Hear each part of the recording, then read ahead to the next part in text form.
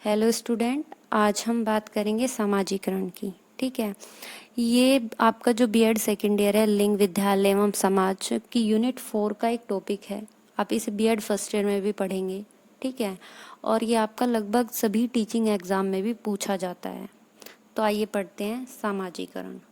समाजीकरण एक ऐसी प्रक्रिया है जिसमें मानव समाज द्वारा सीखता है और यह पूरे जीवन पर्यंत चलने वाली प्रक्रिया है। जीवन पर्यंत का अर्थ है कि पूरे जीवन चलने वाली प्रक्रिया है। ठीक है, जब से आप जन्म लेते हो और मृत्यु तक ये जो समाजीकरण है, वो सोशलाइजेशन है हमारा, होता रहता है। ठीक है, आप नई नई चीजें सीखते रहते हैं।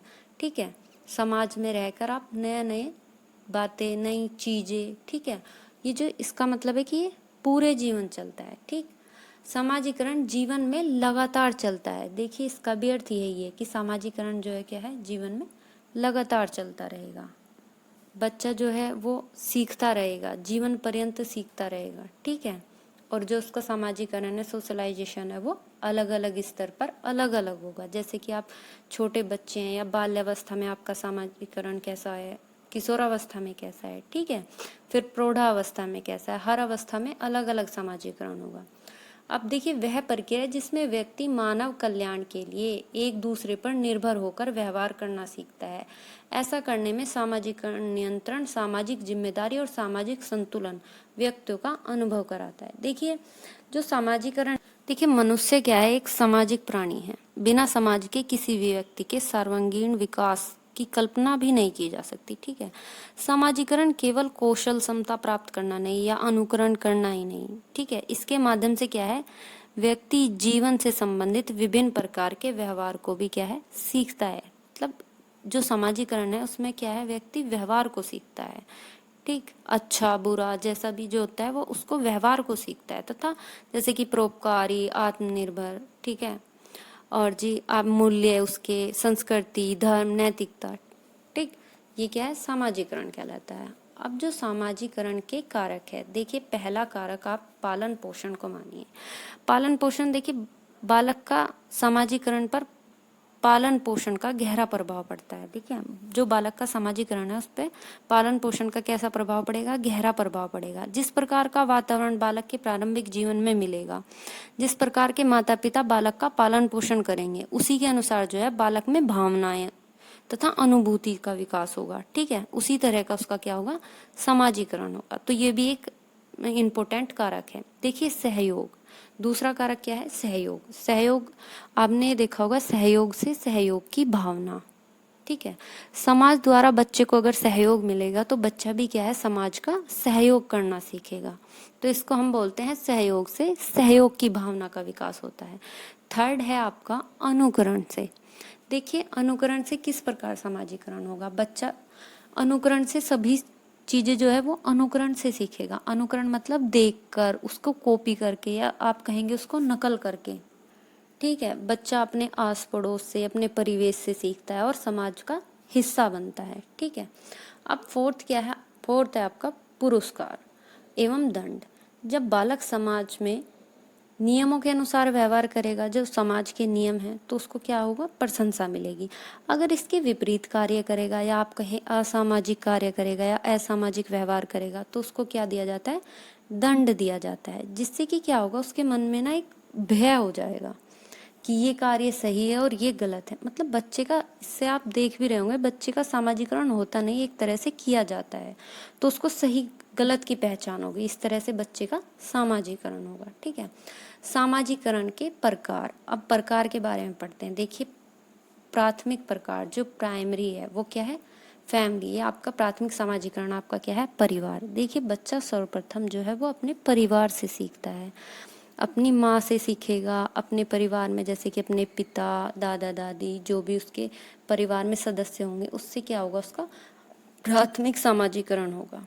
अब सेकेंडरी सोशलाइजेशन, या गौण कहें या फिर द्वितीयक समाजीकरण, ऐसे शॉर्ट क्वेश्चन भी पूछ लेता है सीटेट वगैरह के एग्जाम में भी, आपके बीएड में भी, कि प्राथमिक समाजीकरण कहाँ से होता है, तो परिवार से, और द्वितीयक कहाँ से होता है, विद्यालय से। ठीक है, तो द्वितीयक समाजीकरण जो है आपका विद्यालय हुआ। फिर होता है पुनः समाजीकरण, रीसोशलाइजेशन। अब देखिए रीसोशलाइजेशन क्या है, आप आर्मी से इसको याद रख सकते हैं। देखिए नॉर्मल इंसान है, ठीक है, वो आर्मी में जाएगा तो उसका पुनः समाजीकरण होगा। वहाँ के रूल, वहाँ के नियम जो भी होंगे, जिस तरह से वहाँ लोग रहते हैं, जो जो करना होता है, जो उनकी दिनचर्या है, तो उससे भी उसका क्या होगा, एक समाजीकरण होगा, रीसोशलाइजेशन। अब तक जो करते आ रहा था उससे अलग उसका रूटीन होगा, तो रीसोशलाइजेशन बोला जाएगा। अब फोर्थ होता है एंटीसिपेटरी सोशलाइजेशन, यानी कि जिस तरह के भी ग्रुप में आपको ऐड होना है तो आप क्या करोगे, उस तरह का व्यवहार करने लगोगे, तो उसको क्या बोलते हैं आप, एंटीसिपेटरी सोशलाइजेशन। अब फिफ्थ होता है सेक्रिय एजेंसी। देखिए आप सेक्रिय एजेंसी को पढ़ेंगे, इसे हम एक्टिव एजेंसी भी बोलते हैं। इसका बच्चे पर सीधा प्रभाव पड़ता है। कैसा प्रभाव पड़ता है, सीधा। जैसे कि आप एग्जाम्पल से समझ सकते हो, जैसे कि आपका परिवार हो गया, दोस्त हो गए, पड़ोसी, रिश्तेदार, ठीक है, ये सब इनका क्या है, बच्चे पर सीधा प्रभाव पड़ेगा। जैसे आपके पड़ोस होगा उसी तरह का बच्चा व्यवहार करेगा, या जैसे दोस्त होंगे, ठीक है, अच्छे बुरे जिस भी तरह के, उस तरह का व्यवहार करेगा। जिस परिवार से होगा कहीं ना कहीं वो भी क्या है, सेक्रिय एजेंसी, एक्टिव एजेंसी में आएगा। अब होता है छठा क्या है, निष्क्रिय एजेंसी या पैसिव एजेंसी आप बोल सकते हो, जिसका प्रभाव सीधा नहीं पड़ता, ठीक है। जैसे कि एग्जाम्पल दे दूं, पुलिस स्टेशन, ठीक है, सार्वजनिक पुस्तकालय, रेलवे स्टेशन, प्रभाव तो पड़ेगा इससे बच्चे पर, लेकिन सीधा प्रभाव नहीं पड़ेगा, ठीक है। अब सामाजिकरण की आवश्यकता। सामाजिकरण की आवश्यकता क्यों है, जो मनुष्य है वो उसके जो पशुवत व्यवहार होता है या मूल प्रवृत्ति, इन सब से उठकर समाज का एक सफल सदस्य बनाने का काम करना, ठीक है, उसे बोलते हैं हम सामाजिकरण, ठीक है। समाज में शांति खुशहाली बनाने के लिए सामाजिकरण की आवश्यकता होती है। देखिए अगर हम कैसा भी व्यवहार करेंगे तो ऐसे सामाजिकरण हमारे समाज पर प्रभाव पड़ेगा, ठीक है। शांति और खुशहाली का व्यवहार के लिए हमें इसकी आवश्यकता होती है। अब परिभाषाएं पढ़ लेते हैं हम कुछ सामाजिकरण की। रोस के अनुसार क्या कहता है, सहयोग करने में हम की भावना, मतलब मैं की भावना न होकर हम की भावना का विकास, उसमें साथ काम करने की क्षमता का विकास, मतलब ये नहीं कि अकेले कार्य करना है, साथ में कैसे कार्य करते हैं, ग्रुप में कैसे कार्य करते हैं, ठीक है, इसका विकास। संकल्प सामाजिक, इन सब के विकास का जो हम संकल्प लेते हैं कि हम की भावना हो, साथ कार्य करना हो, इन्हें क्या कहते हैं, रोस के अनुसार सामाजिकरण यही है, ठीक है। जॉनसन के अनुसार क्या है, सामाजिकरण सीखना है जो सीखने वाले को सामाजिक कार्य करने के योग्य बनाता है। जो भी सीखता है उसको सामाजिक कार्य करने के योग्य बनाता है, यही होता है सामाजिकरण। देखिए दो परिभाषाएं सफिशिएंट है आपके एग्जाम में, आप इन्हें जरूर लिखना, ठीक है। सामाजिकरण औपचारिक और अनौपचारिक रूप से होता है।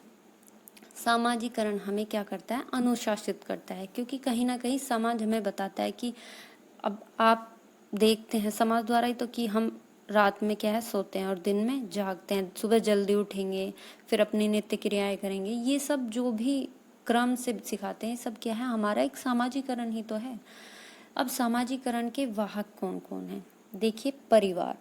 परिवार भी आपका सामाजिकरण में क्या है, एक महत्वपूर्ण भूमिका निभाएगा। आपकी शिक्षा, शिक्षा भी सामाजिकरण में महत्वपूर्ण भूमिका निभाएगी। धर्म, साथी समूह, आर्थिक स्थिति, भाषा और मीडिया, ये सब क्या है, सामाजिकरण के वाहक हैं।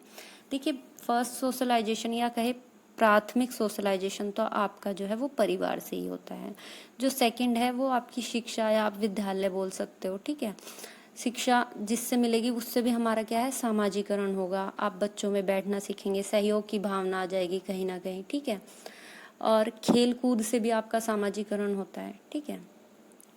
सामाजिकरण की विशेषताएं, अब देखिए इसकी विशेषताएं पढ़ते हैं। वास्तविकता की भावना का विकास, ठीक है। उपयोगी क्रियाओं को सीखना, देखिए समाज में जो भी हम उपयोगी क्रियाएं हैं उसको हम समाज द्वारा सीख सकते हैं, तो उसे भी हम सामाजिकरण कहेंगे। भाषा सीखना, भाषा समझते हो, जो हमारी क्षेत्रीय भाषा है, देखिए वो हमारी सोशलाइजेशन की वजह से हमने सीख लिया, या कहें हमने अनुकरण करके सीख लिया, तो समाज द्वारा सीख लेते हैं कुछ चीज़ों को हम, ठीक है, ये इसकी विशेषताएं हैं। सामाजिक स्थिति को जानना, देखिए समाज में रहकर हम समाज की स्थिति को जानना, सामाजिक कार्यों को करना, ठीक है, अपनी भूमिका उसी के अनुसार कर देते हैं, ठीक है, तो वो क्या है, हमारी सामाजिकरण की विशेषताएं में हम इनके क्या है हेडिंग डाल के लिख सकते हैं, ठीक। तो जैसे कि हम सामाजिक स्थिति को जानकर उस तरह कार्य कर सकते हैं, जैसे हम किसी की मदद कर सकते हैं, गरीब की, ठीक है। तो ये सब हमारे क्या है, सामाजिक विशेषताओं में आ जाता है कि मतलब हमारा सोशलाइजेशन, जो हमारा सामाजिकरण है वो किस प्रकार हुआ है। अब सामाजिकरण के प्रकार, पहला, समाजशास्त्रियों के अनुसार सामाजिकरण के 2 प्रकार हैं। देखिए, समाजशास्त्री और कुछ मनोवैज्ञानिक हैं, उन सब ने अलग अलग तरह से दिए हैं। तो समाजशास्त्री ने क्या क्या दिया है। पहला, पारिस्थितिकी संबंधी समाजीकरण। इसमें बालक को उनके समुदाय समाज में उसकी परिस्थिति बतलाई जाती है, जैसे भी जिस जाति, धर्म, समाज और जिस भी स्थिति लिंग के हैं वो, ठीक है। इसमें क्या होगी, परिस्थिति में उसकी स्थिति बताई जाएगी कि आप किस जाति से हैं, ठीक है, क्यों, क्या आपका धर्म है, क्या आपका समाज है। आपने भी देखा होगा, आपके जन्म के बाद आपको अपनी जाति का पता चल जाता है, अपने धर्म के, हम किस धर्म में पैदा हुए हैं, ठीक है, आपका लिंग क्या है। तो ये सब समाजीकरण, पारिस्थितिकी समाजीकरण बोला जाएगा। कार्य भूमिका संबंधी समाजीकरण, रोल सोशलाइजेशन। देखिए आपका क्या रोल है, ठीक है, बालक को उसकी कार्य भूमिका समझाई जाती है। इसमें क्या होगी, उसके बालक को जो उसकी कार्य भूमिका है, मतलब बताते हैं ना कि आपको ये कार्य करना है, आप इसके लिए बने हैं। जैसे कुछ लोग अपने परंपरागत जो भी उनकी चली आ रही हैं, जो भी उनके कार्य हैं, उसको करने लगते हैं, ठीक है। आइए समझते हैं समाजीकरण की इकाइयाँ। परिवार क्या है, पहली इकाई है, आपको बता भी दिया मैंने। परिवार क्या है, पहली इकाई है, और विद्यालय क्या होगा, दूसरी इकाई। बालक खेल द्वारा भी अपना मानसिक, शारीरिक, संवेगात्मक विकास तथा सहयोग की भावना बढ़ाएगा। देखिए, अगर हम खेलते हैं तो उससे बच्चे का मानसिक विकास भी होगा, शारीरिक भी होगा, वो अनुशासन में भी रहना सीखेगा, ठीक है।